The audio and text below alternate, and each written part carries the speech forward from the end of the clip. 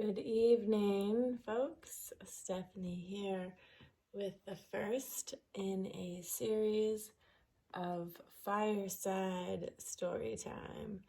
So I will be reading to you a variety of different stories for your listening pleasure, as well as to inoculate your brain waves and your heartbeat with the love and healing that so many authors and so many story keepers have kept and passed along throughout the years. And in Vermont, it is quite cold lately.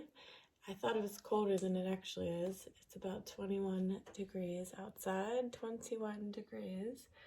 And I absolutely love the fire here. And one of my favorite parts about living in Vermont is that I'm able to have a wood stove in the winter time because it gets so cold that in order to really get that heat that seeps into your body, into your bones, it feels necessary to have an actual real fire. So for those of you who do not yet have your own fireplace, please enjoy this beautiful fire that I built here today. And now, without further ado, story time. We will be reading The Wolf's Eyelash. It is a story in one of my favorite books, Women Who Run with the Wolves. Myths and Stories of the Wild Woman Archetype. And this book is good for anyone of any gender who's interested in these topics. And the author is Clarisa Pinkola Estes, and she draws from ancient tradition and wisdom from countries currently called Mexico, for example, as well as Polish history. And this is the last story in the book. So here we go. The Wolf's Eyelash. If you don't go out in the woods, nothing will ever happen, and your life will never begin. Don't go out in the woods. Don't go out, they said. Why not? Why should I not go out in the woods tonight? She asked. A big wolf lives there who eats humans such as you. Don't go out in the woods. Don't go out. We mean it. Naturally, she went out. She went out in the woods anyway. And of course, she met the wolf, just as they had warned her. See? We told you, they crowed. This is my life, not a fairy tale, you dolts, she said. I have to go into the woods, and I have to meet the wolf, or else my life will never begin. But the wolf she encountered was in a trap. In a trap this wolf's leg was in.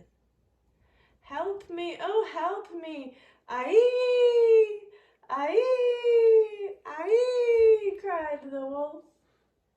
Help me, oh help me, he cried, and I shall reward you justly. For this is the way of wolves in tales of this kind. How do I know you won't harm me? She asked. It was her job to ask questions. How do I know you will not kill me and leave me lying in my bones? Wrong question, said the wolf. You'll just have to take my word for it. And the wolf began to cry and wail once again. And more.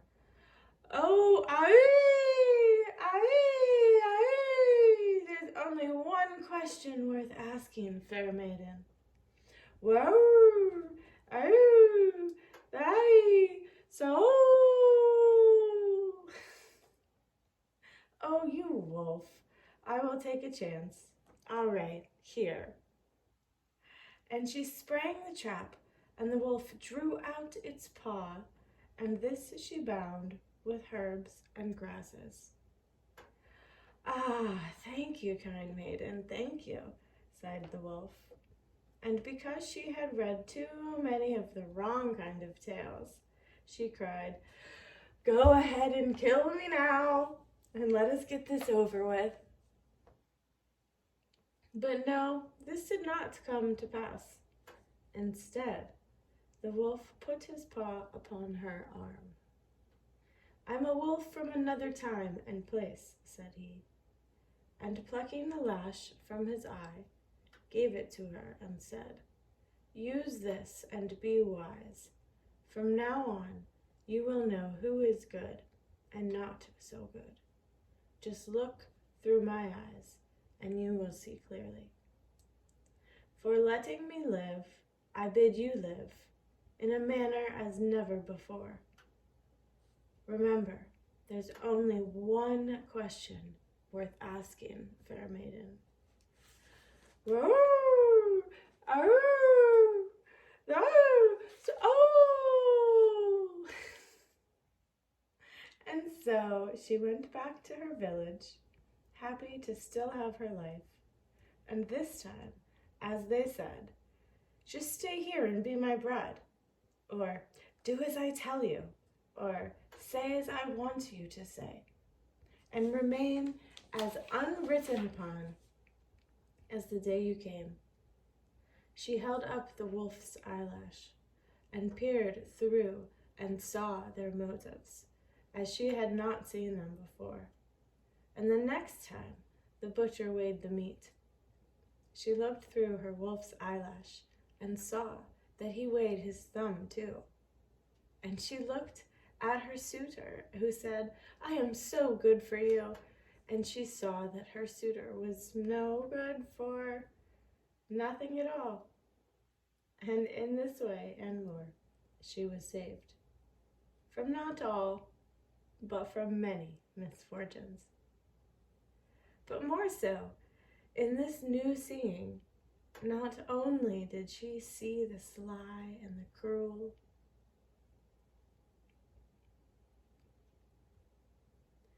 she began to grow immense in heart.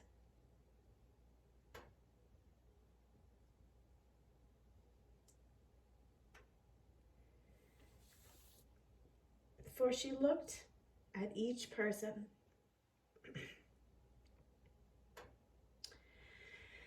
and weighed them anew through this gift from the wolf she had rescued.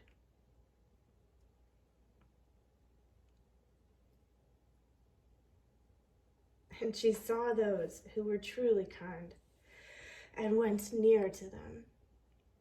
She found her mate and stayed all the days of her life. She discerned the brave and came close to them. She apprehended the faithful and joined with them. She saw bewilderment under anger and hastened to soothe it. She saw love in the eyes of the shy and reached out to them. She saw suffering in the stiff-lipped and courted their laughter. She saw need in the man with no words and spoke for him. She saw faith deep in the woman who said she had none.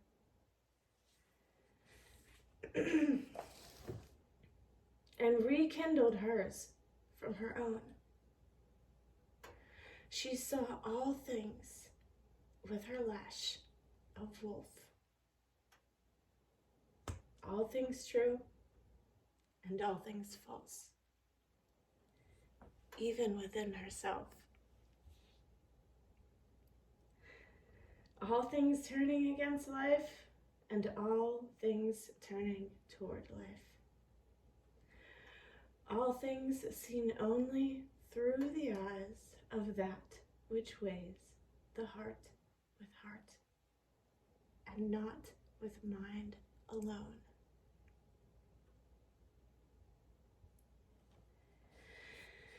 This is how she learned that it is true what they say, that the wolf is the wisest of all. If you listen closely, the wolf, in its howling, is always asking the most important question. Not where is the next food, not where is the next fight, not where is the next dance, but the most important question in order to see into and behind, to weigh the value of all that lives. Roar! The earth!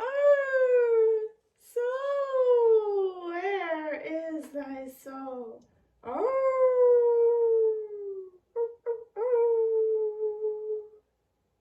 Where is the soul? Where is the soul? ¿Dónde está el alma? ¿Dónde está el alma? Go out in the woods. Go out. If you don't go out in the woods, nothing will ever happen, and your life will never begin. Go out in the woods. Go out.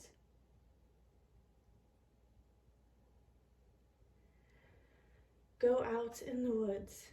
Go out. Go out in the woods. Go out. An excerpt from The Wolf's Eyelash, original prose poem by Clarisa Pinkola Estes. From Rowing Songs for the Night. The end.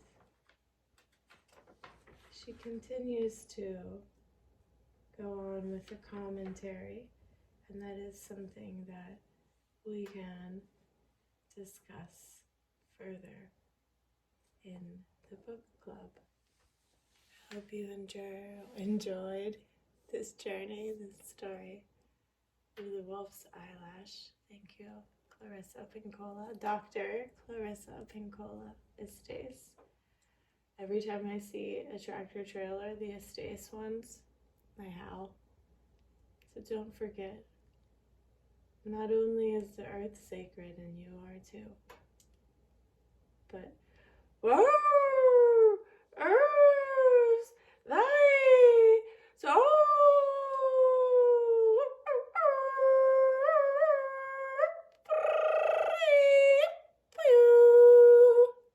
Love you all. Mwah. Good night.